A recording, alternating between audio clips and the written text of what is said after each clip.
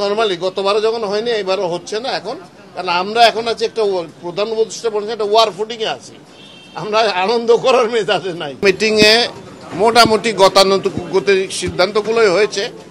আপনারা জানেন যে আসন্ন রমজান চলছে, ঈদের ছুটি পড়ছে এই সময়, এবং আর একটা কি অনুষ্ঠান হচ্ছে 26শে মার্চ, এই তিনটে একসাথে পড়েছে। ফলে আমরা এগুলোর থ্রেড বিয়ার ডিসকাশন করেছি। একই সাথে এর আগের মিটিংটাতে আমরা ফ্যাক্টরি যাতে এই ঈদ উপলক্ষে শ্রমিক অসন্তোষের সমস্যা থাকে সেগুলো মিনিমাইজ করার জন্য যা যা পদক্ষেপ নেওয়া দরকার সেগুলো সংশ্লিষ্ট সকলের সাথে আলাপ করা হয়েছে।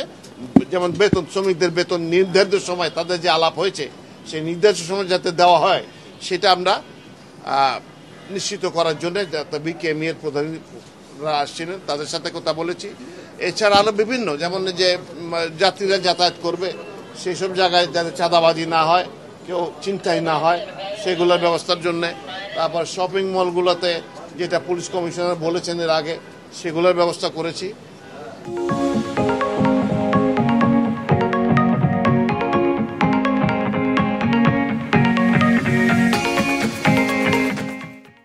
নিরাপত্তা ঝুঁকি তো দেখতেছি না আমি, গতবার তো হয়নি 16 ডিসেম্বরে, এবারও হচ্ছে না। নর্মালি গতবারও যখন হয়নি এবারও হচ্ছে না এখন, কারণ আমরা এখন আছি একটা প্রধান উপদেষ্টা বলেছে একটা ওয়ার ফুটিং এ আছি, আমরা আনন্দ করার মেজাজে নাই। সেটা হতে পারে, ডিটেলস তারা ওয়ার্কআউট করবে। আমরা বলছি যে যেন বেতনটা সবাই নির্ধারিত সময় পায় এবং কোনো প্রপার্টি যাতে ধ্বংস না হয়। আমাদের সর্বাত্মক প্রস্তুতি থাকবে।